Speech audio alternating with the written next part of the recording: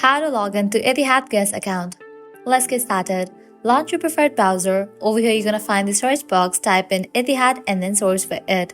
Different website links will appear. Navigate to this one website option, etihad.com. Go ahead and open it. You will be directed to the official website of it.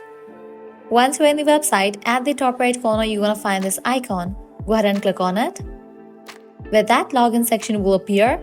Now from here, you can easily get access to your account. All you have to do is provide your credentials.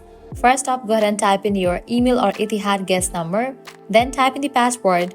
In the case you have forgotten your password, you can click on the option of forget your password to recover it.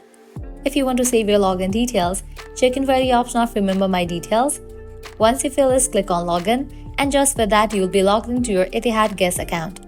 Well, that's a wrap for this video. At the end, if you guys find this video helpful, don't forget to like, share and subscribe to our channel. Thanks for watching.